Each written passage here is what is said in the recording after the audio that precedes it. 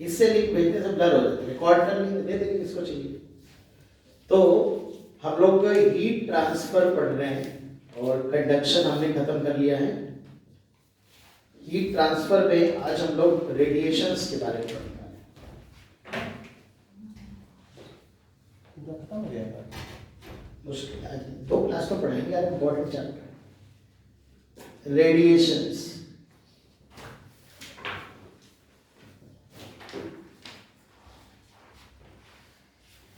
Radiation जैसे कि हम लोगों ने डिस्कस किया था कि जो heat transfer, mode of heat transfer है, 3 तरह के मोड ऑफ हीट ट्रांसफर होते हैं, हीट कंडक्शन, हीट कॉन्वेक्शन और हीट रेडिएशन। हीट कंडक्शन में हाई टेम्परेचर से लो टेम्परेचर, कंडक्शन और कॉन्वेक्शन में मीडियम की रिक्वायरमेंट होती है। कंडक्शन में हमने बताया था माइक्रोस्कोपिक लेवल पे कि मॉलिक्यूलर कोलिजन से एक लेयर से दूसरे लेयर, दूसरे से तीसरे, इस तरह से एनर्जी ट्रांसफर होती है, एनर्जी जाती है। पीछे वाला फैन चाहो तो चला सकते, अगर गर्मी लग रही है ना। कॉन्वेक्शन में क्या होता था, मीडियम खुद मूव करता है, डेंसिटी डिफरेंस की वजह से मीडियम मूव करता है, उस पर भी हम एंड में चर्चा करेंगे। रेडिएशन बेसिकली इलेक्ट्रोमैग्नेटिक वेव्स के फॉर्म में, रेडिएशन एनर्जी जो चलती है वो इलेक्ट्रोमैग्नेटिक वेव के फॉर्म में चलती है। इसलिए रेडिएशन के थ्रू हीट ट्रांसफर करने के लिए हमें मीडियम की जरूरत नहीं होती, क्योंकि जो इलेक्ट्रोमैग्नेटिक वेव होती हैं उनको चलने के लिए मीडियम की जरूरत नहीं होती। मेनली जो नॉर्मल टेम्परेचर में कोई भी बॉडी रेडिएट करती है, एनर्जी रेडिएट करती है, इलेक्ट्रोमैग्नेटिक वेव का रेडिएशन होता है। किसी भी बॉडी से इलेक्ट्रोमैग्नेटिक वेव कंटीन्यूअस निकलती रहती है। जैसे अभी ऋषभ बैठा है तो उसकी बॉडी से रेडिएशन निकल रहे हैं। किसी भी बॉडी जिसका टेम्परेचर 0 केल्विन से ज्यादा है उससे रेडिएशंस निकलते हैं। नॉर्मली जो रूम टेम्परेचर के आसपास जो बॉडी होती हैं वो जो रेडिएशंस एमिट करती हैं वो इंफ्रारेड वेव, क्योंकि इलेक्ट्रोमैग्नेटिक वेव में तो बहुत सारा पार्ट होता है, याद करो। विजिबल होता था, विजिबल में हम लोग विब की ओर पढ़ते थे, और इधर होता है इंफ्रारेड, इधर होता है अल्ट्रावायलेट। तो मेन जो रीजन, मेन जो हीट रेडिएशंस होते हैं, मेन वैसे तो हीट रेडिएशन अलग अलग टेम्परेचर पे बहुत सारे रीजंस में होते हैं, लेकिन रूम टेम्परेचर के आसपास जो मेजर हीट रेडिएशन होता है वो इंफ्रारेड पार्ट होता है, इलेक्ट्रोमैग्नेटिक वेव्स का इंफ्रारेड पार्ट।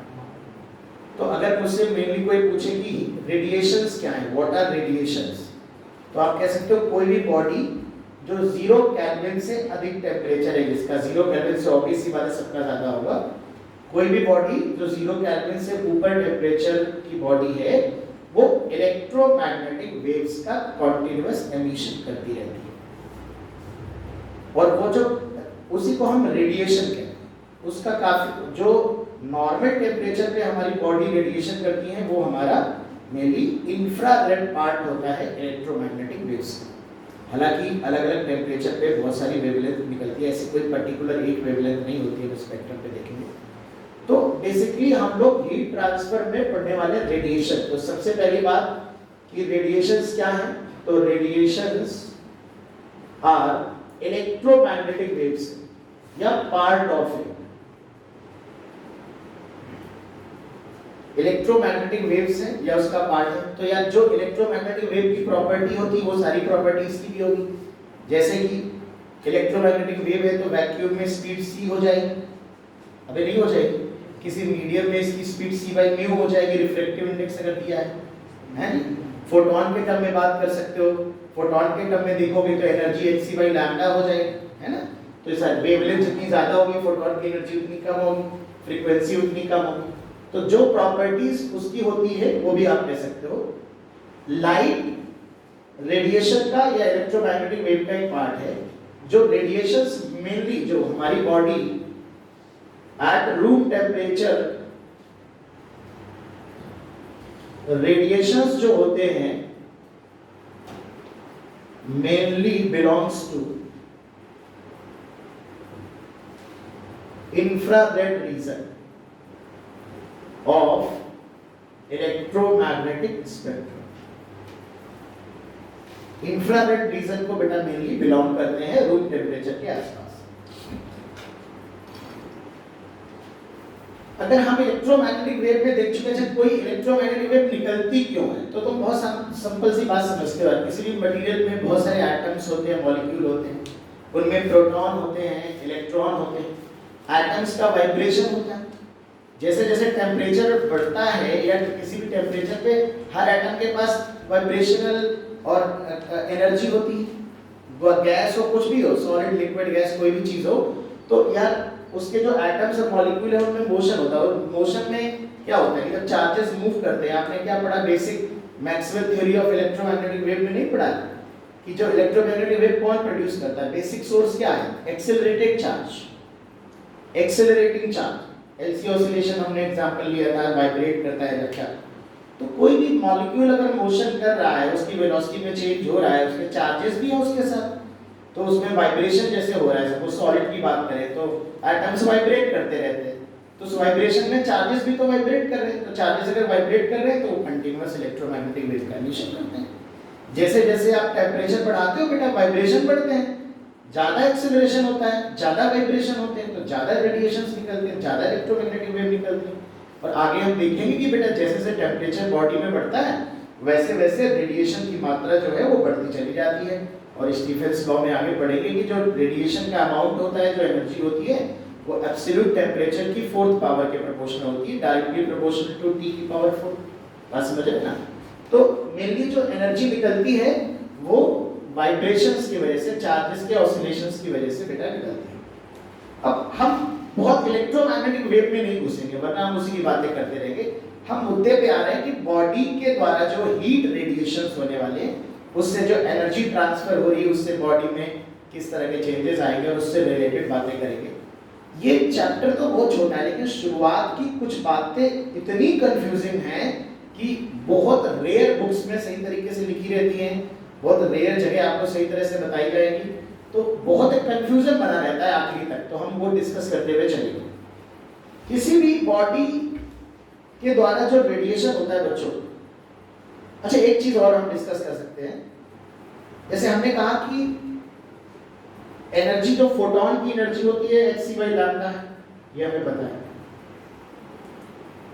तो हमने कहा कि जो नॉर्मल रूम टेम्परेचर के आसपास रेडिएशंस होते हैं वो इंफ्रारेड रेडिएशंस होते हैं। तो इंफ्रारेड रेडिएशन तो हमें आंखों को दिखते नहीं, हम तो विजिबल लाइट की रेंज में वेव में आएगा तभी तो हम देख पाएंगे चीजों को। तो अगर कोई चीज इंफ्रारेड रेडिएशन में है, जैसे मान लो ये टेबल है, हमें दिख रही, आयुष दिख रहा है, तो ये उस लाइट की वजह से नहीं दिख रहा है जो ये रेडिएट कर रहा है, जो रेडिएशन इससे निकल रहा है। अभी अंधेरे में खड़ा हो जाएगा, दिखना बंद हो जाएगा। ये चारों तरफ लाइट चल रही है ना, ये लाइट तो विजिबल रीजन में लाइट प्रोड्यूस कर रही है ना।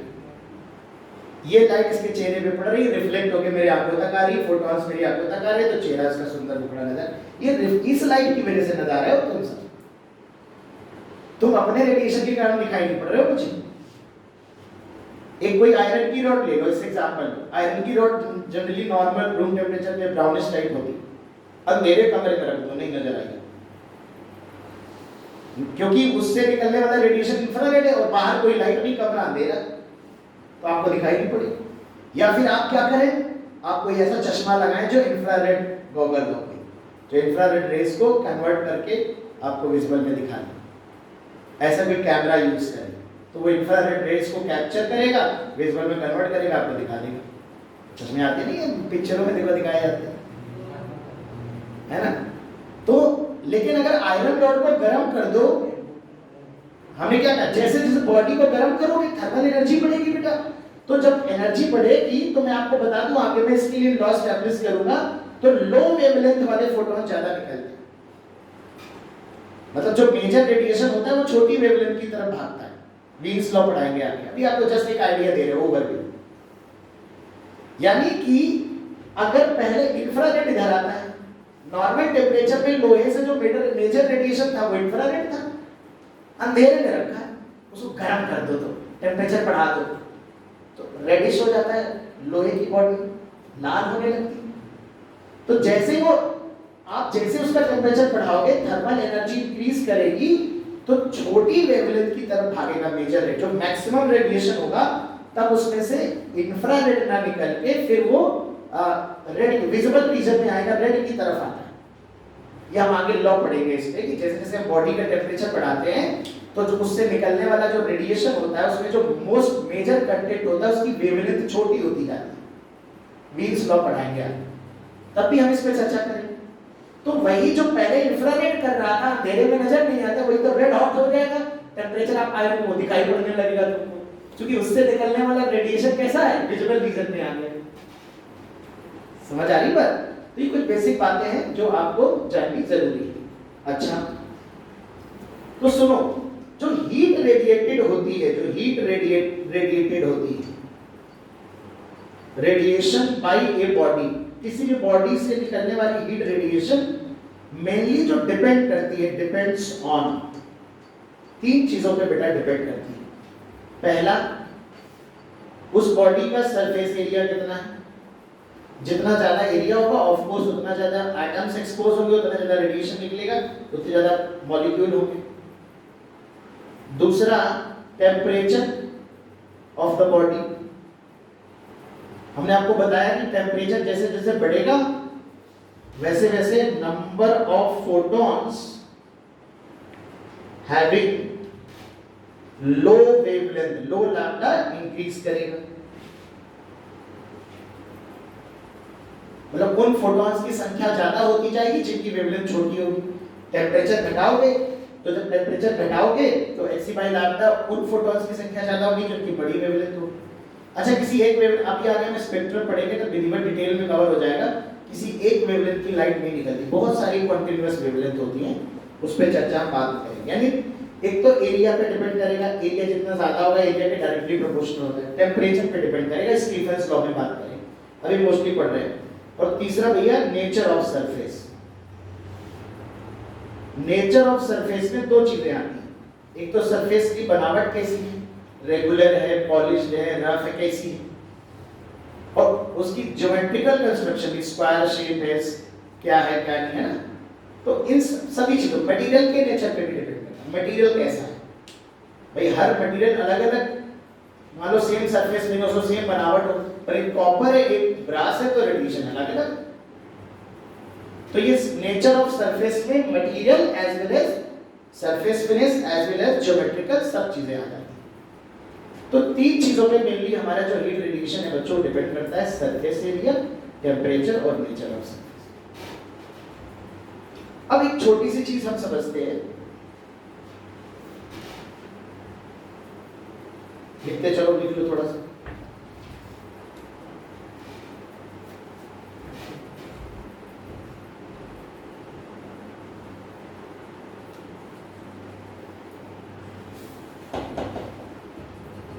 अब एक छोटा सा कॉन्सेप्ट समझो।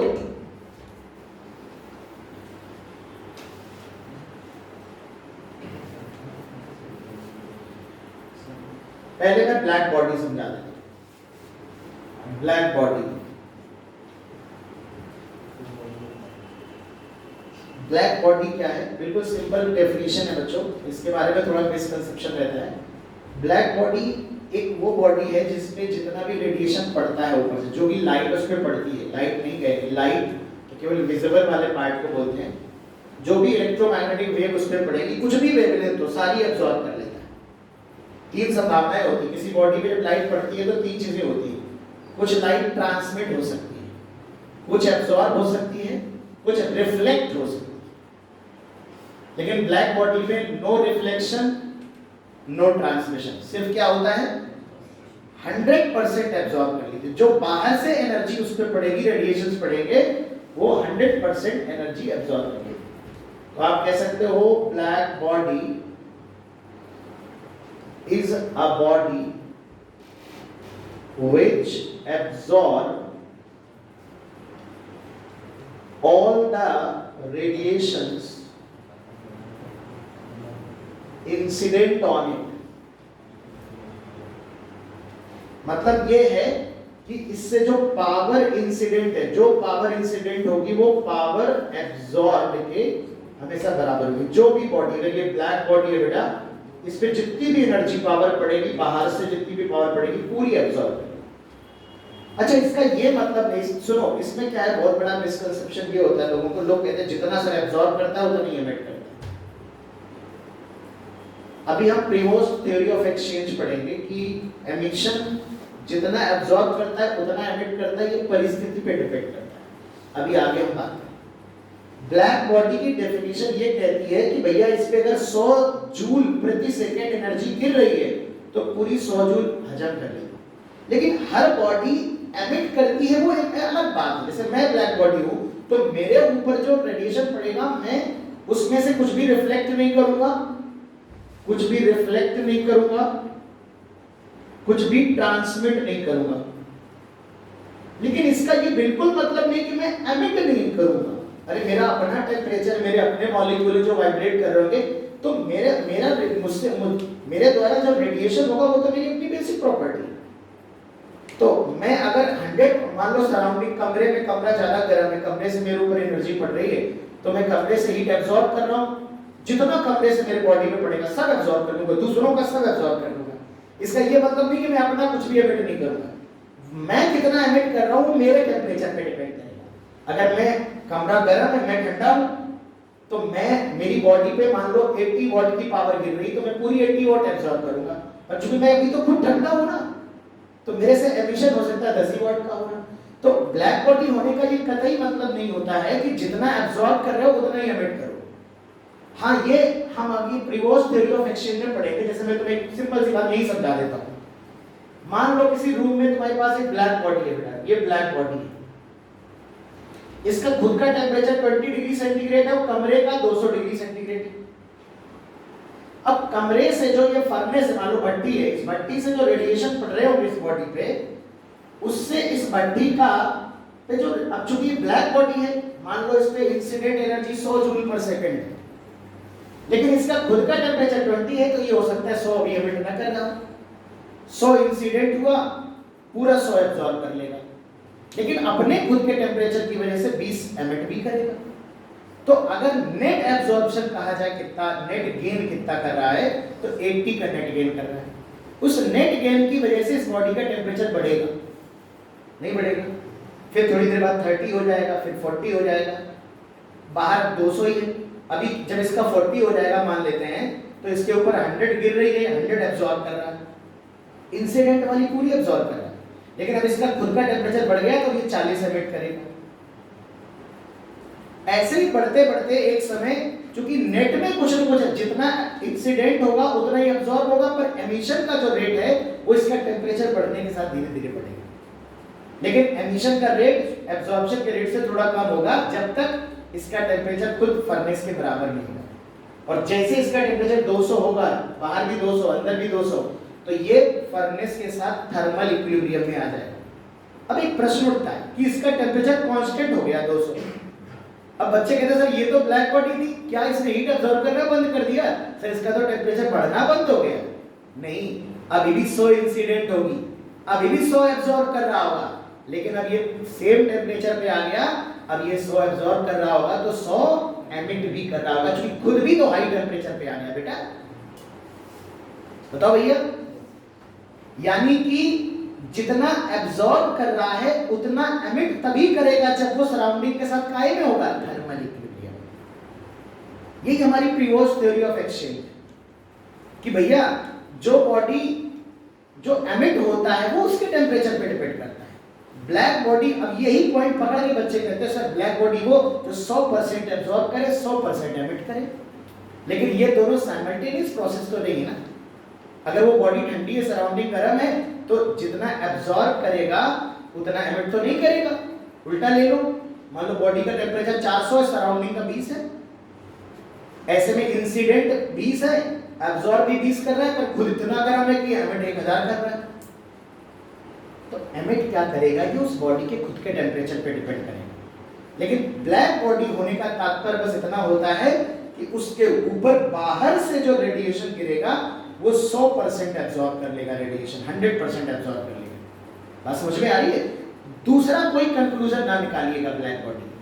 अब मान लो ये ब्लैक बॉडी है, अगर इसकी जगह नॉन ब्लैक बॉडी होती, नॉन ब्लैक बॉडी जो ब्लैक बॉडी नहीं होती, अभी हम इस पर भी बात करेंगे, तो नॉन ब्लैक बॉडी जो इंसिडेंट एनर्जी होती है,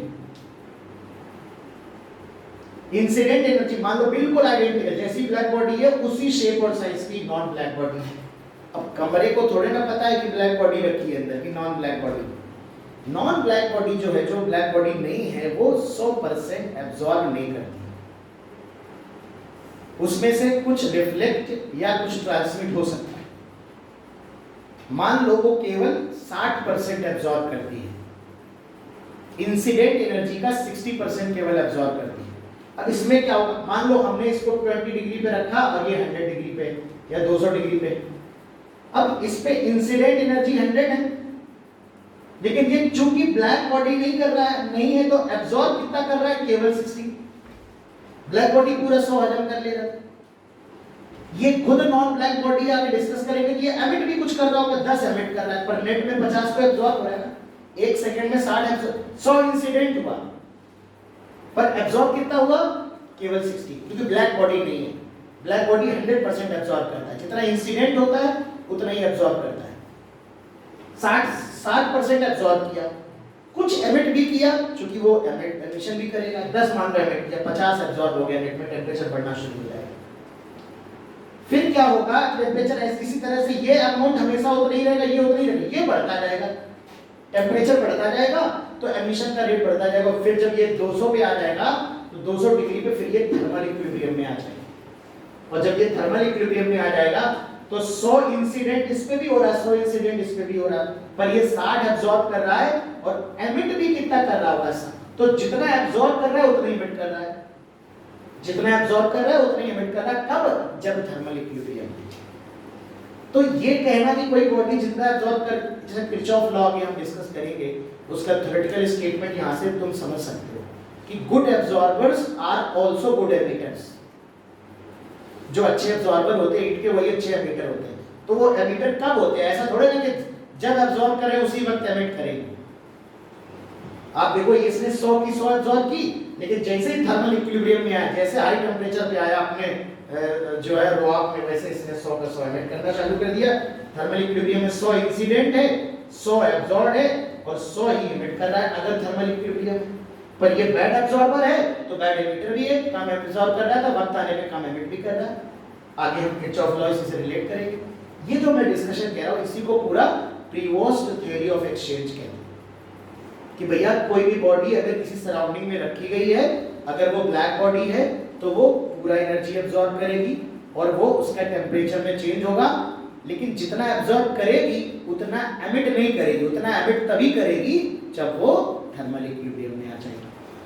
ठीक है भाई साहब। तो ब्लैक बॉडी, हमारी ब्लैक बॉडी का मतलब बस इतना होता है, जो भी पावर इंसिडेंट होगी वही पावर एब्जॉर्ब होगी, बाहर की पूरी पावर एब्जॉर्ब करने का जो उसकी बॉडी पे गिरेगी। इसका ये बिल्कुल मतलब ना निकालना कि ये एमिट नहीं करेगा। कई बच्चे सोचते हैं कि ये ट्रांसमिट नहीं करेगा, रिफ्लेक्ट नहीं करेगा, ये दो चीजें जीरो होगी, पर ये एब्जॉर्ब 100% करेगा। एमिट भी करेगा, वो अपने टेम्परेचर के अकॉर्डिंग एमिट करेगा। ठीक है, ये बहुत छोटी छोटी बातें बहुत जरूरी है, क्लियर नहीं होंगी तो हमेशा कंफ्यूजन बना रहेगा। अब ब्लैक बॉडी, जो आइडियल ब्लैक बॉडी है वो तो ऐसा कुछ नहीं है, लेकिन very close to black body जो हमारा होता है लैम्प ब्लैक या चारकोल वगैरह जो होता है, वो 99.9% में मोटा मोटा अगर कहूँ तो वो रेडिएशन एब्जॉर्ब करता है। तो वैसे एग्जैक्ट 100% ब्लैक बॉडी तो एक आइडियल कॉन्सेप्ट है अपने आप में।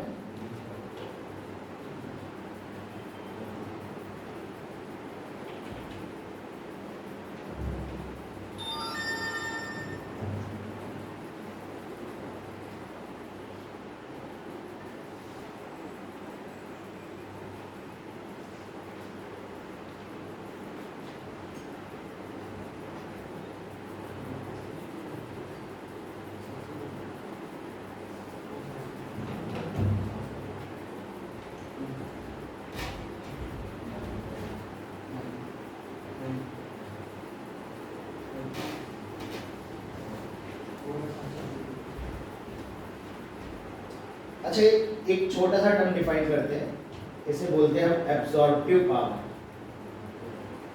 बेटा प्रीवोस्ट थ्योरी ऑफ एक्सचेंज लिखने की जरूरत नहीं, नाम याद रखो। ये जो हमने डिस्कशन किया पूरा का पूरा, ये प्रीवोस्ट थ्योरी ऑफ एक्सचेंज में आता है। ठीक है, और उस पर कोई न्यूमेरिकल नहीं बनता, इसलिए एज सच कोई हेडिंग वेडिंग देने की जरूरत नहीं है। एब्जॉर्प्टिव पावर को हम स्मॉल ए से रिप्रेजेंट करते हैं। कोई भी बॉडी, जैसे हमारे पास कोई भी बॉडी है, उस पर कोई रेडिएशन पड़ रहे हैं, इसमें जो इंसिडेंट पावर है, पूरी की पूरी एनर्जी जो पर सेकंड गिर रही है, वो इंसिडेंट पावर जो है वो तीन चीजें हो सकती है, कुछ रिफ्लेक्ट हो जाता है, कुछ ट्रांसमिट हो जाता है, कुछ एब्जॉर्ब हो जाता है।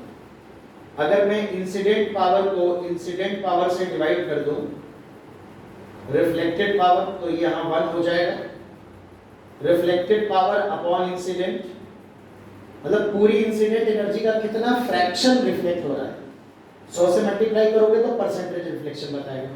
ट्रांसमिट कितना हो रहा है डिवाइड बाय इंसिडेंट, और एब्जॉर्ब कितना हो रहा है डिवाइड बाय इंसिडेंट। तो ये बेटा कहलाता है कोफिशिएंट ऑफ रिफ्लेक्शन, या जो भी रिफ्लेक्टिव पावर कह सकते हो आप इसे, ठीक है। वैसे कोफिशिएंट ऑफ रिफ्लेक्शन के नाम से फेमस है, मॉडर्न फिजिक्स में एक बार बता चुका हूँ। T अपॉन आई ये कोफिशिएंट ऑफ ट्रांसमिशन या ट्रांसमिशन पावर कह सकते हो, और ये हमारे लिए इंपॉर्टेंट है, ये एब्जॉर्प्टिव पावर कहलाता है, ठीक है। ये कोफिशिएंट ऑफ ट्रांसमिशन है, ये रिफ्लेक्शन है, ये ए। अगर मान लो इसकी वैल्यू 0.3, इसकी 0.3, 0.2, 0.3, 0.5, यानी 20% एब्जॉर्ब हो रहा है, 30% ट्रांसमिट हो रहा है, 50% रिफ्लेक्ट हो रहा है। तो अगर मैं ब्लैक बॉडी की बात करूं बच्चों, तो यहां पर एब्जॉर्प्टिव पावर जो है, एब्जॉर्प्टिव पावर या इसी को एब्जॉर्प्टिविटी भी कहते हैं। ये बेसिकली बेटा बताता है कि किसी भी बॉडी पे जो इंसिडेंट एनर्जी है उसका कितना फ्रैक्शन एब्जॉर्ब कर रहा है। मतलब ये बेसिकली फ्रैक्शन है, ये पावर नहीं। यहाँ बड़ा कंफ्यूजन होता है, एब्जॉर्प्टिव पावर से बच्चे समझते हैं पावर होगा, वॉट होगा। ये वॉट नहीं है, वॉट अपॉन वॉट है, ये रेशियो है, यूनिट डायमेंशन लेस क्वांटिटी है। बस बोलते हैं एब्जॉर्प्टिव पावर है, एब्जॉर्ब कितना ज्यादा एब्जॉर्ब करने की क्षमता को रिप्रेजेंट कर रहा है, एक्चुअली उस सेंस में बोलते हैं। इसलिए हमने कहा ना, नाम बिल्कुल मैचिंग करते हैं डेफिनेशन से। एमिसिव पावर कुछ और है, एमिसिविटी, अब जैसे एब्जॉर्प्टिव पावर और एब्जॉर्प्टिविटी एक ही है, और एमिसिव पावर एमिसिविटी अलग अलग होता है। इसलिए शुरुआत के डेफिनेशन भयंकर कंफ्यूज करते हैं लोगों को, तसल्ली से सुन लो। तो अगर किसी बॉडी पे इंसिडेंट एनर्जी इतनी है और एब्जॉर्बिव एनर्जी बतानी, कितना एब्जॉर्ब हुई एनर्जी बतानी है, तो A टाइम्स कह सकते हो एब्जॉर्ब। मतलब अगर 0.6 है एब्जॉर्बिव पावर, यानी 60% एब्जॉर्ब करेगा। अब ब्लैक बॉडी की अगर बच्चों बात याद हो आप लोगों को, ब्लैक बॉडी की एब्जॉर्बिव पावर कितनी होती है? 1 होती है यार, 100% एब्जॉर्ब करता है। ब्लैक बॉडी के लिए T 0 होता है, R 0 होता है। 100% रिफ्लेक्टिंग बॉडी जो होती है उसके लिए R1 होता है, A 0 होता है, T 0 होता है। 100% ट्रांसमिशन वाली बॉडी जो होती है, ट्रांसपेरेंट बॉडी होती है, 100% ट्रांसपेरेंट जो होती है, उसमें A1 T1 हो जाता है, R 0, A 0, ठीक है ना। तो सारी चीजें आइडिया है, ठीक है ना। तो जो एब्जॉर्प्टिव पावर है वो दरअसल पावर नहीं है, पावर से कंफ्यूज मत होना यार। ये एब्जॉर्बिव पावर, एब्जॉर्ब होने वाली पावर और उस पे इंसिडेंट पावर का रेशियो, यानी ये फ्रैक्शन है दरअसल। इसकी वैल्यू 0 से 1 के बीच में होगी, और 1 किसके लिए होगी? ब्लैक बॉडी के लिए 1 होगी। बाकी बॉडी के लिए क्या होगी? लेस देन 1 होगी, और अदर बॉडीज लेस देन 1 हो जाएगी। इतना तो अंडरस्टूड है। यही हमारे काम की है सबसे ज्यादा। बाकी R और T का हम कोई खास यूज यहाँ पर नहीं करने वाले, ठीक है ना। तो एब्जॉर्बिव पावर जो है वो हमारी ब्लैक बॉडी के लिए 1 होती है, और एब्जॉर्बिव पावर ये रेशियो है बेटा, रेशियो है, ये एक रेशियो है या कह लो फ्रैक्शन है। ये बताता है कि किसी बॉडी पे इंसिडेंट होने वाली एनर्जी का कितना प्रतिशत, कितना फ्रैक्शन हमें बॉडी एब्जॉर्ब करने वाली है।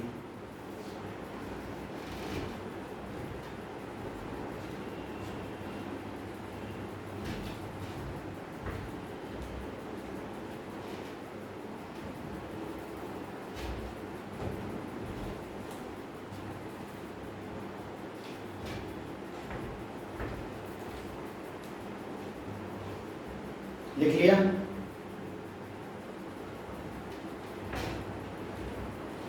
अब देखो, एक सिंपल कॉन्सेप्ट है, इसे हम लोग फेरीज ब्लैक बॉडी बोलते हैं।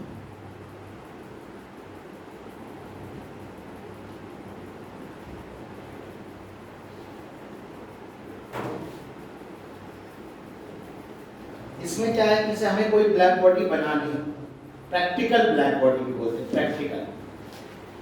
तो एक अगर मैं स्फीयर बना लूं और बहुत छोटा सा छेद कर दूं, सबने देखा होगा ये, और यहाँ पर इसके सामने यहाँ पर ऐसे मैं एक ये अंदर पूरा ब्लैक कोटिंग कर दूंगा चारकोल की या किसी चीज की जो मैक्सिमम परसेंटेज अब्सॉर्ब करता। तो यहां से जो भी लाइट पड़ेगी इस होल पे, जो भी लाइट इस होल पे पड़ेगी वो यहां से मान लो रिफ्लेक्ट हो जाएगी। अब यहाँ एक रिफ्लेक्शन हुआ अंदर, हमने जैसा कि कहा कि इस तरह से इसको लगाया कि ये सरफेस पे पड़ेगा और मल्टीपल रिफ्लेक्शन यहाँ पे करेगा। ऐसे रिफ्लेक्शन करने के बाद मान लो ऐसे रिफ्लेक्शन करने के बाद ऐसे आप निकलता कुछ भी मान लो, एंड रिफ्लेक्शन करने के बाद ये सपोज दैट ऐसे अंदर बहुत सारे रिफ्लेक्शन करेगा। अब suppose absorbivity suppose A is equal to 0.88, जो अंदर आपने ब्लैक कलर की कोटिंग करी है वो 0.8। एक रिफ्लेक्शन अगर होगा, मान लो ये पावर जो इंसिडेंट पड़ी यहाँ पे, कोई भी एनर्जी पड़ती है, P इंसिडेंट पड़ती है, P इंसिडेंट, एक बार अगर रिफ्लेक्शन होगा तो कितनी एब्जॉर्ब हो जाएगा, A टाइम्स इतनी एब्जॉर्ब हो जाएगी। तो जो रिफ्लेक्ट होके यहां से जाएगी, जो रिफ्लेक्ट होके जाएगी वो कितना, उसकी पावर क्या होगी, P इंसिडेंट में से घटा दे, बताओ। तो पहले रिफ्लेक्शन के बाद होगी इतनी, पहले से थी इतनी एब्जॉर्ब हो गई, तो 1 minus A into P incident. फिर यहां पे एक रिफ्लेक्शन और हो गया, इसका A टाइम्स एब्जॉर्ब हो गई। अब सुनो, ये जो P1 है इसको इनिशियल पावर मान लो, जो दूसरा रिफ्लेक्शन होगा P2 वो पहले पावर कितनी थी P1, 1 माइनस A टाइम्स कर दोगे इतनी बचेगी, नहीं बचेगी। तो P1 की वैल्यू अगर लिखोगे तो ये 1 माइनस A का स्क्वायर इनटू P इनिशियल या P इंसिडेंट। ऐसे अगर n रिफ्लेक्शन होगा तो n रिफ्लेक्शन के बाद जो पावर बचेगी 1 माइनस A की power n into P incident होगा। तो अगर 10-20 रिफ्लेक्शन करके निकलेगी ना तो नेग्लिजिबल एनर्जी निकलने के चांस हैं, इसलिए लाइट दम यही घुल जाएगा। तो आप कह सकते हो for a person outside this hole behaves like a black body. ये जो होल है ये ब्लैक बॉडी, इसमें ये बॉडी, इसको ब्लैक बॉडी नहीं कहोगे, होल पे जो लाइट पड़ रही है वो वापस नहीं आएगी, पूरी एब्जॉर्ब हो रही है, क्योंकि जो पाइप निकल के आएगी वो बहुत कम होगी। अब यहाँ पे देखो, अगर इतनी वैल्यू यहाँ पे 0.2, अगर तुम 0.8 रख दो, 0.2 की पावर यहाँ 20-25 लगा दो तो कितना छोटा फ्रैक्शन आएगा, तो ये आप रियलाइज कर सकते हो। तो इस तरह से यहाँ पर आपसे n रिफ्लेक्शन के बाद अगर लाइट निकल रही है तो कितनी पावर। तो ये एक फेरीज ब्लैक बॉडी हम इसको बोलते हैं, एक प्रैक्टिकल ब्लैक बॉडी कह सकते हो इस तरह का। तो बाकी चारकोल, लैम्प ब्लैक, दो एग्जांपल याद रखो, ये very close to black body होते हैं, एग्जैक्टली 200% तो नहीं कह सकते।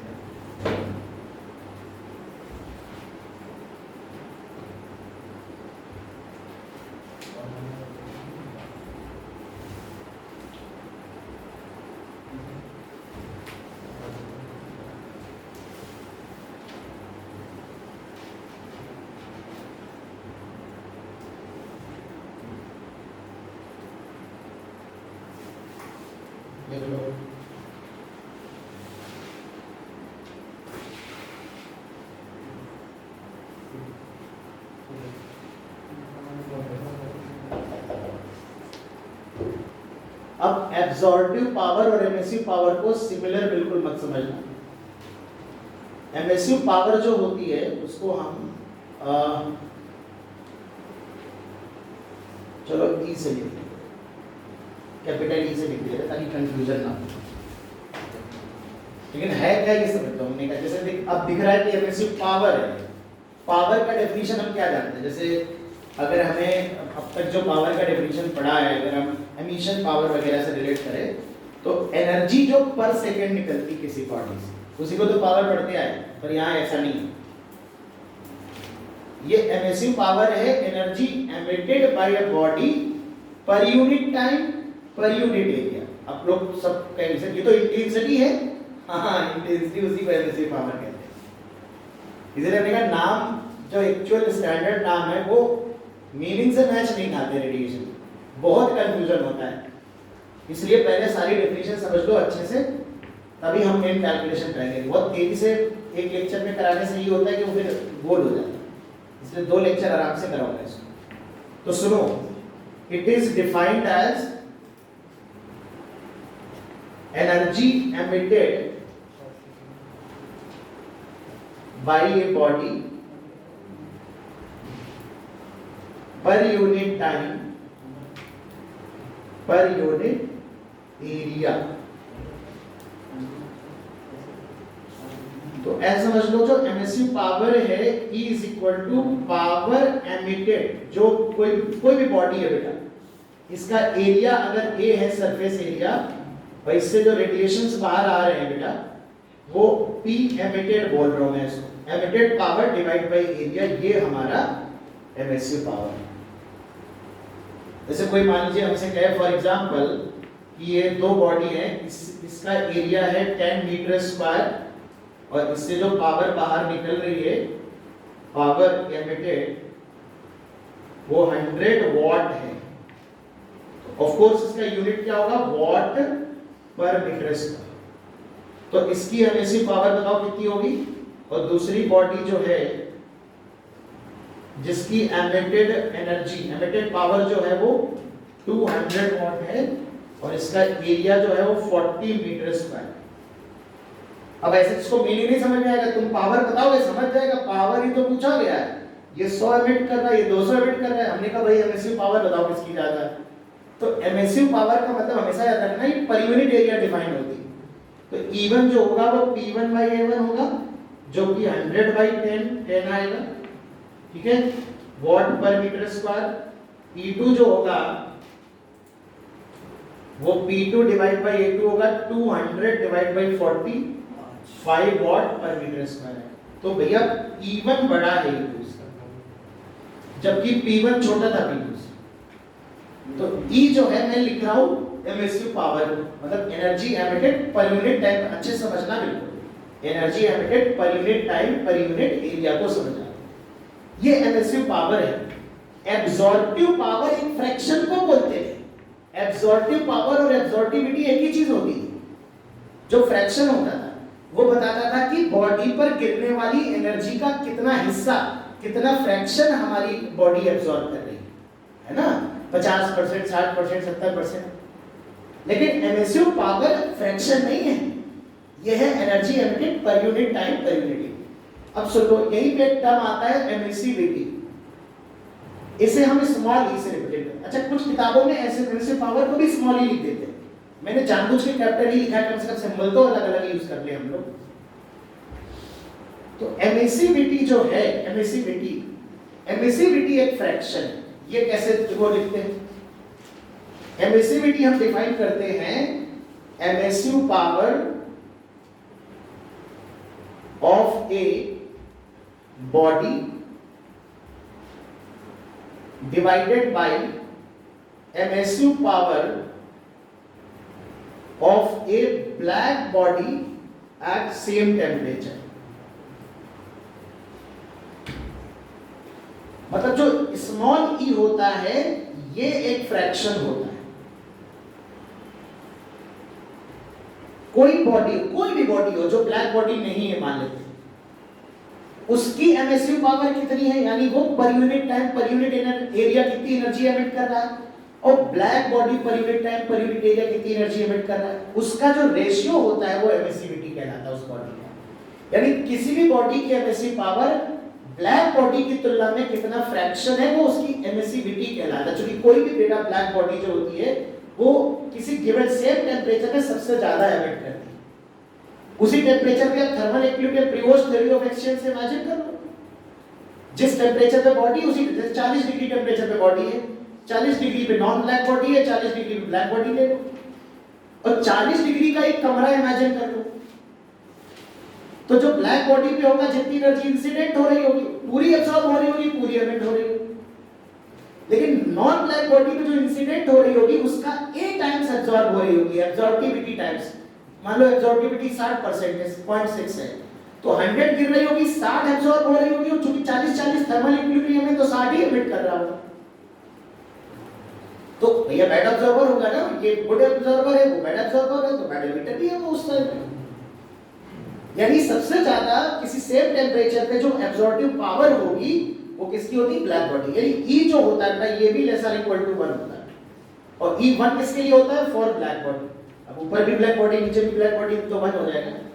यानी हमको अगर ब्लैक बॉडी की एमिसिव पावर पता हो और किसी non black body real body की एमिसिविटी पता हो, तो हम एमिसिव पावर को ई से मल्टीप्लाई करके हम ब्लैक बॉडी की emissive power non black body की निकालेंगे। लेकिन ध्यान रहे ये फॉर्मूला तभी लगेगा जब टेम्परेचर सेम होगा। सेम टेम्परेचर, ऐसा नहीं ब्लैक रियल बॉडी ले ली 500 में, ब्लैक बॉडी 20 में, तुमने कहा देखा सर रियल बॉडी ज्यादा एमिट कर रही है, तो इस तरह की बातें ना करना है। ये क्लियर समझे? एक छोटा सा क्वेश्चन लेता हूं इस डेफिनेशन को समझने के लिए। ये हमने कहा एक बॉडी है, देखो पता है एमिसिव पावर और पावर में बड़ा कंफ्यूजन होता है, भयंकर कंफ्यूजन होता है लोगों को। इसका एरिया मान लो 4 मीटर स्क्वायर है और ये नॉन ब्लैक बॉडी है, इससे जो एनर्जी निकल रही है, एमिटेड पावर जो निकल रही है वो है 100 वॉट। ठीक है, ये हमारी, और ये 300 केल्विन टेम्परेचर पे है। मान लो ये भी 300 केल्विन टेम्परेचर पे ये ब्लैक बॉडी है, और इससे जो एमिटेड एनर्जी है वो है 600 वॉट जो पावर एमिट हो रही है। इसका जो एरिया है वो मान लेते हैं 6 मीटर स्क्वायर है। तो हमने कहा find out emissivity of the body. ये क्वेश्चन सिर्फ डेफिनेशन क्लियर करने के लिए है बेटा।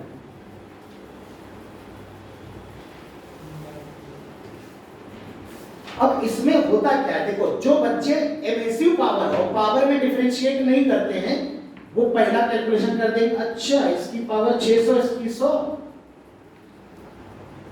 वो 1/6 निकाल के पहला ऑप्शन टिक करके खुश हो जाएंगे, जबकि ये रॉन्ग। ये तब ट्रू हो जाता है अगर एरिया सेम होता है, तो बच जाते हैं लोग। एरिया भी सेम करें तो पावर का रेशियो हो जाए। तो emissivity is defined as emissive power of the body divided by emissive power of the black body at same temperature. तो पहले देखो टेम्परेचर सेम है क्या? Yes same. फिर अब आओ देखो, तुमने कहा सर E अपॉन EB करना है। E क्या है? Power upon area, power of black body upon area of black body. Power पर यूनिट एरिया है एमिसिव पावर। तो बेटा पहले की पावर कितनी है? 100 डिवाइड बाय एरिया कितना? 4, एमिसिव पावर 25 है वॉट पर मीटर स्क्वायर, और दूसरे का ब्लैक बॉडी का 600, एरिया 6। तो ये 25 डिवाइड बाय 100 इट्स 1/4 नॉट 1/6। ठीक है बेटा? तो एमिसिविटी जो होती है वो ब्लैक बॉडी की एमिसिव पावर के रिस्पेक्ट में कितना फ्रैक्शन है किसी बॉडी का एमिसिव पावर, इस तरह से एमिसिविटी डिफाइन करते हैं। तो एमिसिव पावर से अगर पावर लिखना हो तो एरिया से मल्टीप्लाई करना पड़ेगा। ठीक है ना? लिख लो, डेफिनेशन लिख लो।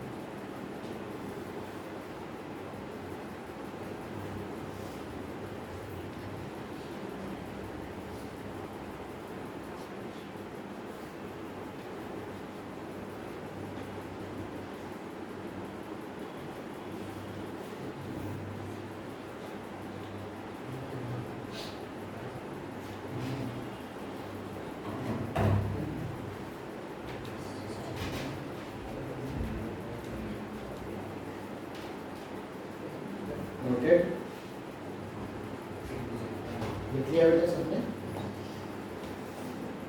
देखो सब खबर पास बैठो ना लाइट कहीं।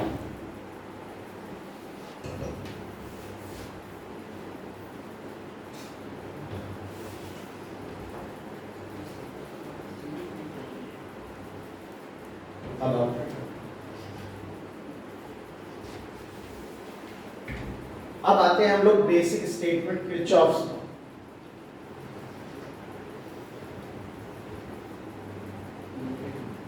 बेटा किरचॉफ लॉ का जो मैथमेटिकल स्टेटमेंट है वो ये कहता है किसी भी दो बॉडी का, पहले मैथमेटिकल स्टेटमेंट बात, एमिसिव पावर और एब्जॉर्बिव पावर का रेशियो सेम होता है और वो ब्लैक बॉडी के एमिसिव पावर के बराबर होता है।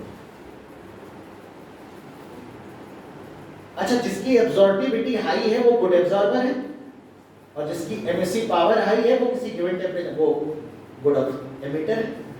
तो इस स्टेटमेंट का थ्योरेटिकल मीनिंग ये भी है कि good absorbers are also good emitters. ये स्टेटमेंट कहता है कि एब्जॉर्बिव एमिसिव पावर और एब्जॉर्बिव पावर का रेशियो कांस्टेंट रहता है फॉर ऑल ऑब्जेक्ट्स। अच्छा, ब्लैक बॉडी के लिए लिखोगे तो ब्लैक बॉडी का तो यार A1 होता है, तो ऑब्वियस सी बात है EB डिवाइड बाय 1 करोगे तो यहाँ तो 1 हो जाएगा, तो ब्लैक बॉडी की एमिसिव पावर के बराबर। अरे बताओ भाई, तो according to Kirchhoff's law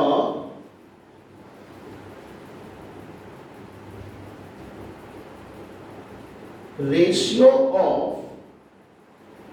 emissive power and absorptive power of two bodies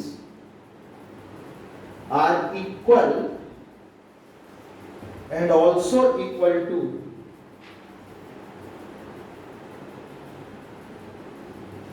emissive power of black body of a black body। तो यहां से तुम ये देख सकते हो कि भैया E by A जो है वो कांस्टेंट है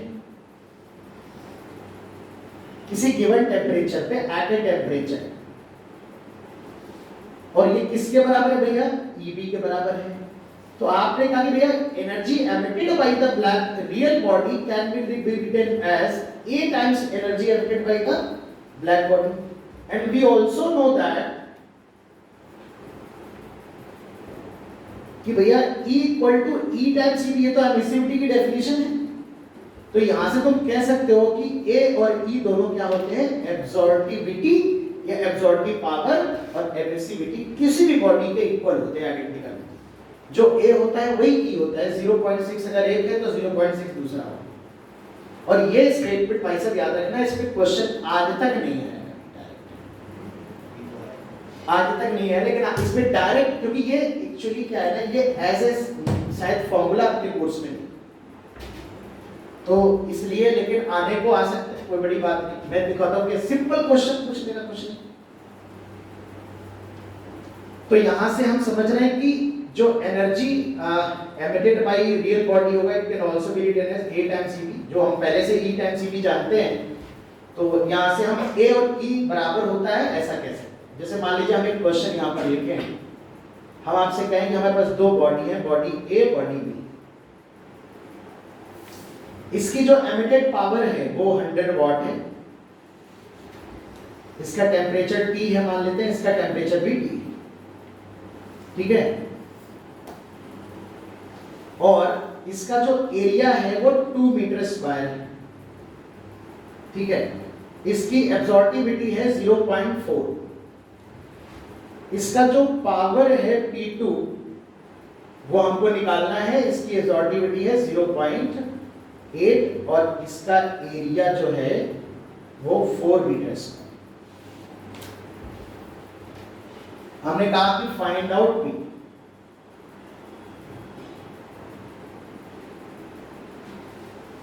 अब मैं बार बार जानबूझ के P लिख रहा हूं। अब जो जिन बच्चों को आखिरी तक एमिसिव पावर को ही समझते रहते हैं उन लोगों से भयंकर गलती हो सकती है। जैसे वो क्या करेंगे, वो एरिया से डिवाइड करना भूल जाएंगे। हमने पढ़ा, क्या पढ़ा बेटा, किरचॉफ लॉ की E1 by A1 बराबर E2 by A2। ध्यान रहे एब्सॉर्टिविटी के स्थान पर एमिसिविटी भी दे सकता है, ठीक है ना। तो एमिसिविटी दे दे तो स्मॉल ए की जगह स्मॉल ई भी लिख सकते हैं, कोई दिक्कत नहीं, बिकॉज ए इक्वल टू ई है, ये हमने चेक कर लिया है, ठीक है।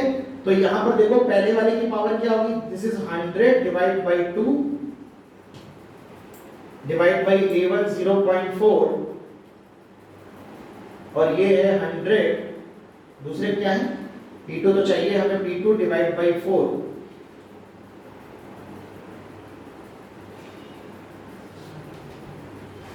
तो यहां से अगर हम देखेंगे तो एमिसिव पावर पहले निकालना है, तो एमिसिव पावर होता है पावर पर unit area.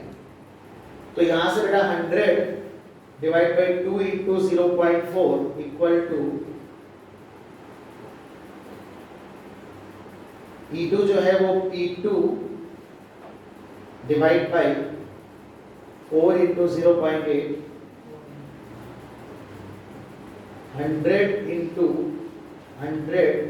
4 equal to P2, 2 से 2 कट जाएगा, शायद 400 वॉट आएगा। देखो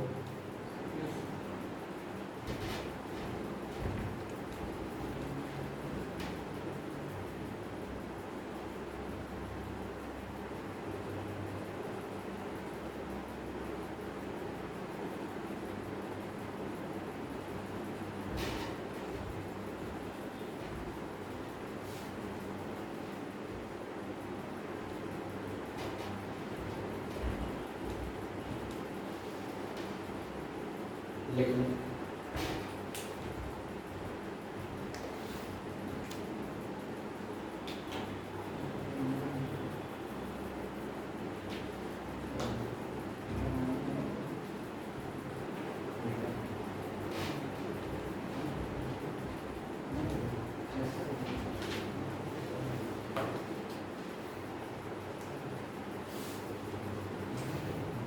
क्वेश्चन और करो, एक बॉडी है और ये ब्लैक बॉडी है, ये 500 केल्विन, ये 500 केल्विन।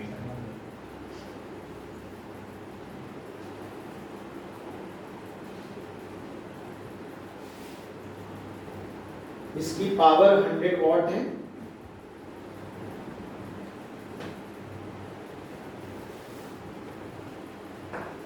इसकी पावर 200 वॉट है, इसकी एमिसिविटी 0.4 है, इसका एरिया निकालना है और इसका एरिया है 2 मीटर स्क्वायर।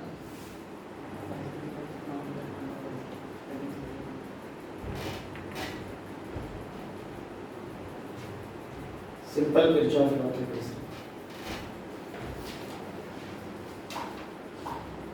पे लिख तो नहीं रहा है।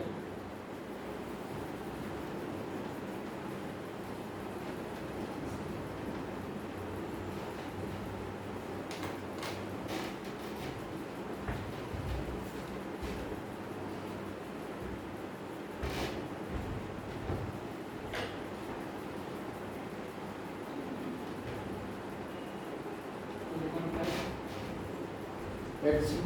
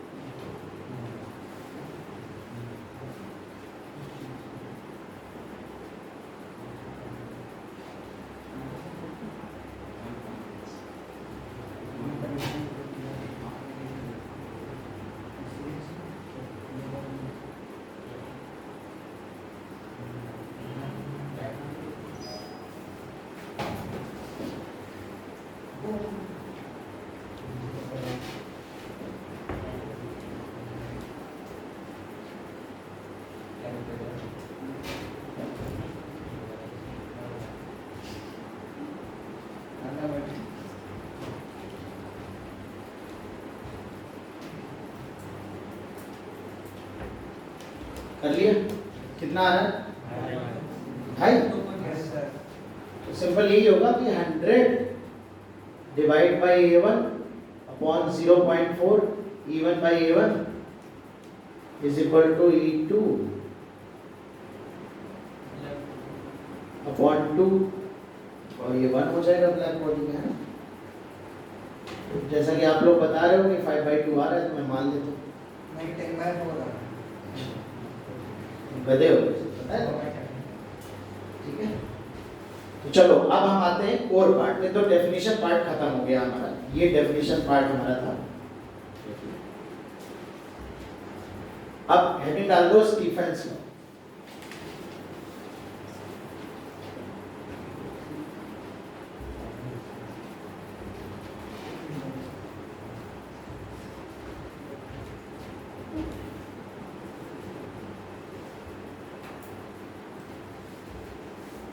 स्टीफेंस लॉ क्या है बेटा?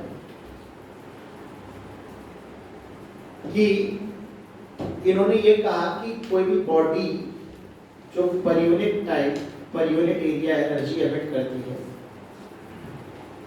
वो बॉडी के एब्सोल्यूट टेम्परेचर के डायरेक्टली 4th पावर के डायरेक्टली प्रोपोर्शनल होती है, T की पावर 4। तो स्टीफेंस लॉ के अकॉर्डिंग जो एमिसिव पावर होती है, एमिसिव पावर जब भी मैं बोलूं तो भूलना मत, it is energy emitted by the body per unit time per unit area. Energy emissive power of A black body, एक ब्लैक बॉडी की जो एमिसिव पावर होती है वो सिग्मा टी की पावर 4 होती है, जहां पे सिग्मा स्टीफेंस कांस्टेंट होता है। अनामिका सिग्मा की वैल्यू बताएगी, बोलो देख के बताओ।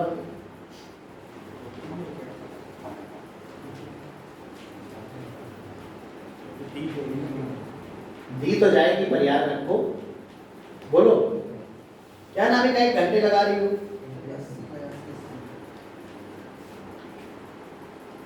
5.67 into 10 to the power -8।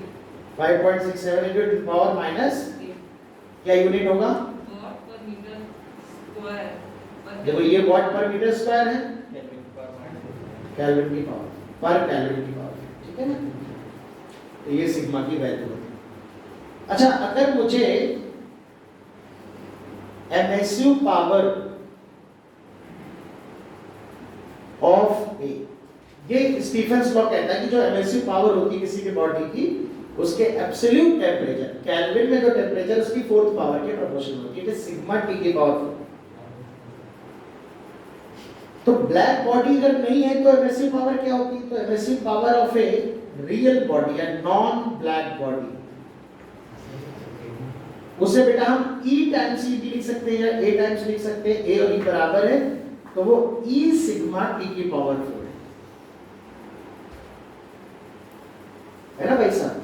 ये जो एमिसिव पावर है, अगर मेरे को पावर एमिटेड लिखना हो, पावर एमिटेड, तो पावर एमिटेड, देखो पावर एमिटेड अगर ब्लैक बॉडी की पावर मेरे को लिखनी हो, डिवाइड बाय एरिया लिखना हो, तो ये सिग्मा टी की पावर 4 है।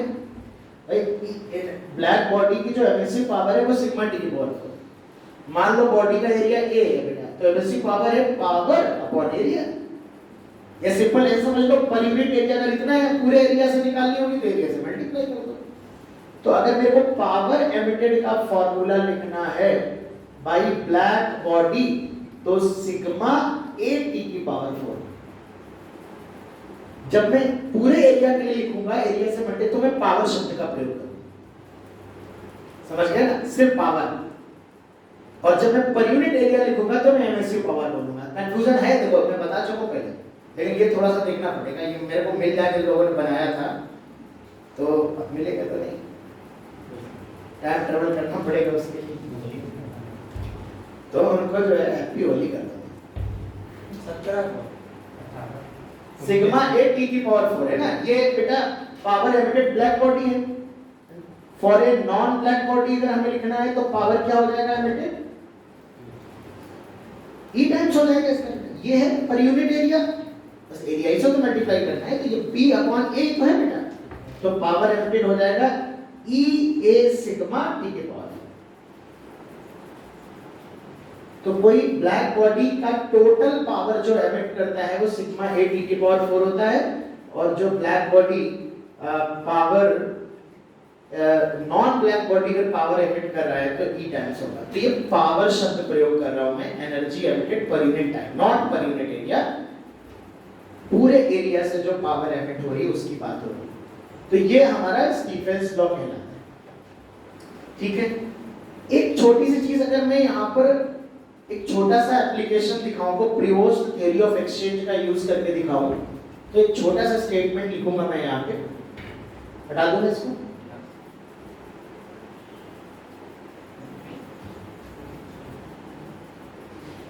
इसको हम बोलते हैं स्टीफेंस बोल्ट्जमैन लॉ।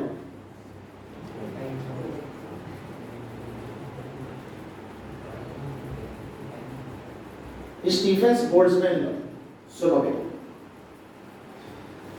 अगर मान लो हमारे पास एक बॉडी है जिसका एरिया A है, जिसका टेम्परेचर T है, सराउंडिंग का टेम्परेचर Ts, तो ऑब्वियस सी बात इसके सराउंडिंग में जो ऑब्जेक्ट होंगे वहां से भी कुछ रेडिएशन इस पे इंसिडेंट होगा जो इस पे पड़ेगा, साथ ही साथ ये एमिट भी करेगा।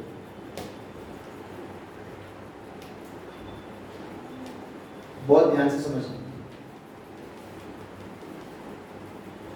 अब एक चीज समझनी है थोड़ी सी, अगर मैं कहूं कि एनर्जी या power area A, power incident कितना होगा, तो पावर इंसिडेंट जो होगा वो सिग्मा ए टीएस की पावर 4 होगा। ये वाली बात डाइजेस्ट करने में थोड़ी सी मेहनत करनी होगी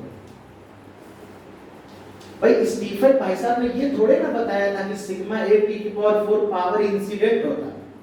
उन्होंने ये कहा था कि भाई अगर ब्लैक बॉडी है, उसका खुद का टेम्परेचर अगर T है, तो उससे जो निकलने वाली एनर्जी है, जो एमिशन वाली एनर्जी है, वो सिग्मा ए टी की पावर 4 होगी पूरी बॉडी से।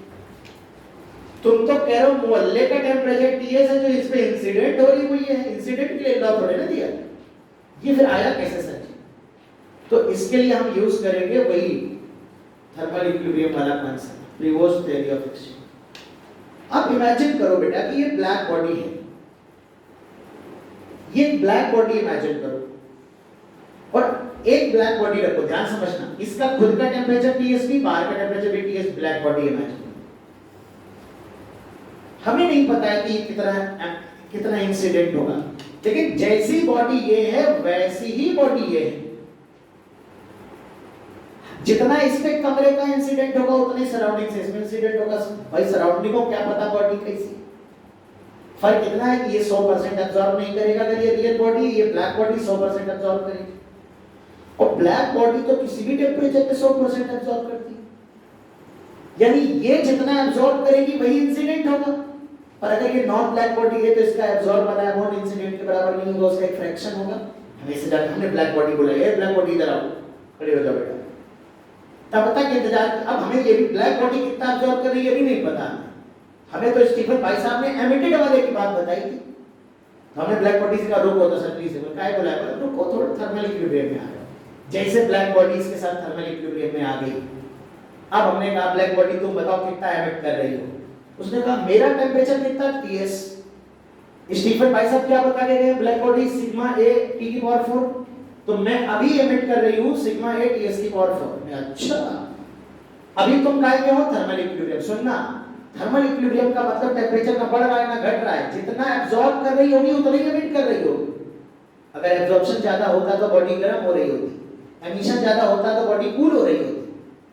तो अगर बॉडी थर्मल इक्विलिब्रियम में तो जितना एब्जॉर्ब कर रही है उतना ही एमिट कर रही होगी, यानी एमिट कितना कर रही है सिग्मा एटीएस की पावर 4, तो एब्जॉर्ब कितना कर रही है सिग्मा एटीएस की पावर 4। और ब्लैक बॉडी तो उतना ही एब्जॉर्ब करती जितना इंसिडेंट होता है। इसका मतलब इंसिडेंट भी कितना होगा, सिग्मा एटीएस की पावर 4। सर ये तो थर्मल इक्विलिब्रियम में इंसिडेंट हो रहा, लेकिन इस टेम्परेचर पे क्या बात करोगे? अरे इंसिडेंट वाला अमाउंट थोड़े ना टेम्परेचर पे डिपेंड करेगा, वो तो सराउंडिंग पे डिपेंड करता है।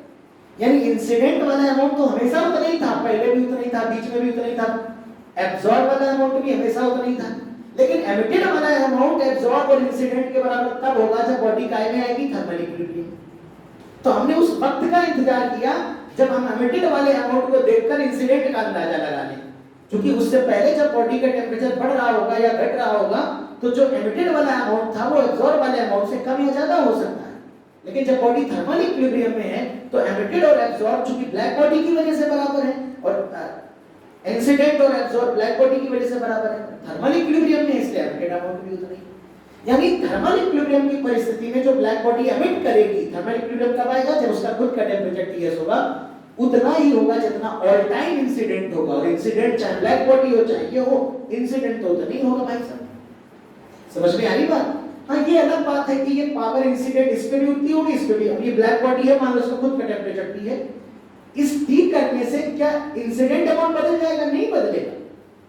हाँ, एब्जॉर्ब अमाउंट भी नहीं बदलेगा। क्या बदलेगा? एमिटेड वाला बदलेगा, क्योंकि एमिट कितना करेगा वो तो उसके खुद के टेम्परेचर पे डिपेंड करता है ना बेटा। तो ये जो फॉर्मूला हम बड़ी आसानी से लिख देते हैं, ये बड़ी इनडायरेक्ट वे में कैलकुलेट हो गया था। कुछ लोग तो जस्टिफाई आ रहे सर, वो स्टीफन से बता तो गए, वो स्टीफन से ही लपेट लेते हैं इंसिडेंट वाला, ठीक है, वैसे नहीं लपेटना, ये इनडायरेक्ट ही आया हुआ इक्वेशन है। तो अब आप समझ गए, अब आप जैसे लपेटना वैसे लपेट लो। तो अगर सराउंडिंग का टेम्परेचर Ts है तो बॉडी पर गिरने वाली जो एनर्जी होगी वो इतनी एनर्जी गिरेगी। मैं ये नहीं कह रहा हूं कि ये एब्जॉर्ब हो गई। अगर ब्लैक बॉडी होगी तो ये पूरा एब्जॉर्ब करेगी, अगर नॉन ब्लैक बॉडी होगा तो इसका E टाइम्स एब्जॉर्ब करेगी या A टाइम्स एब्जॉर्ब करेगी। E A बराबर है। मान लेता हूं मैं शुरू से ही नॉन ब्लैक बॉडी, काय को ब्लैक बॉडी के लिए E1 रख दूंगा, शुरू से ब्लैक बॉडी लेके चलो, ठीक है। तो बेटा यहां पर हम इसको हटा देते हैं फिर, ठीक है। तो एनर्जी या पावर एब्सॉर्ब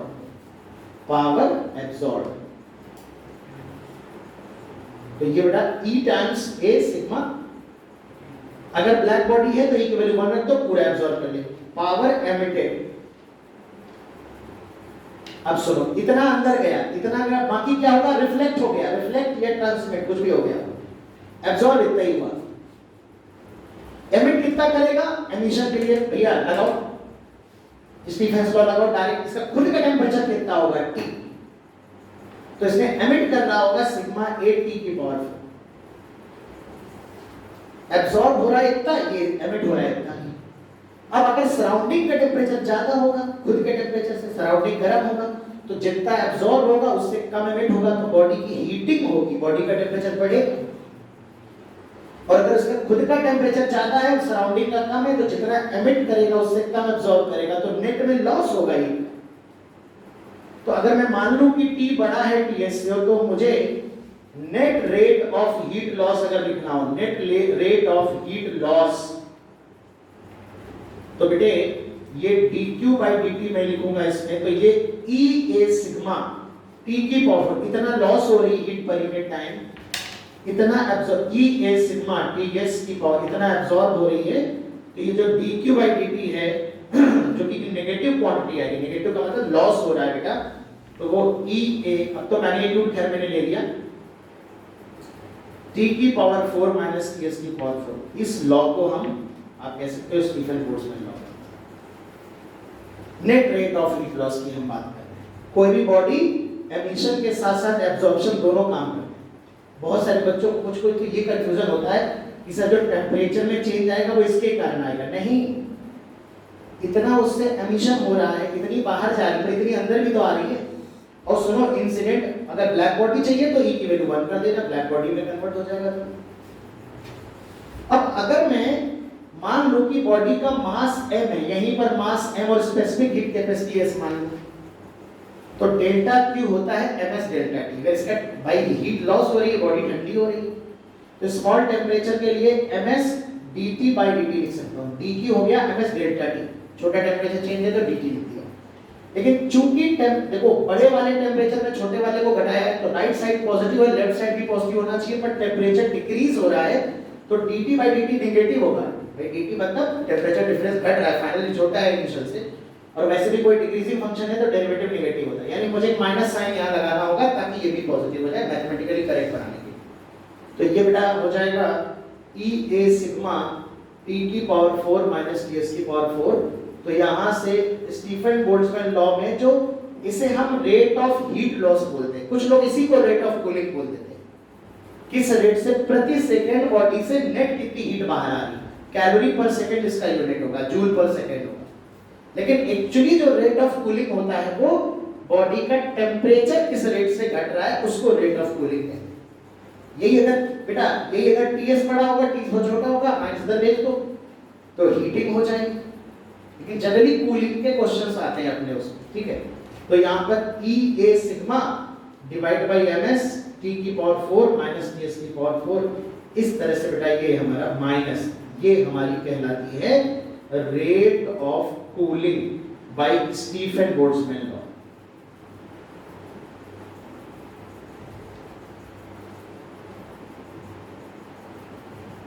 बोल्ट्जमैन्स लॉ। तो यहाँ पे आप कई सारे कंपैरिजन वाले क्वेश्चन जी के बनते हैं जो मैं नेक्स्ट क्लास में आपको पढ़ाऊंगा।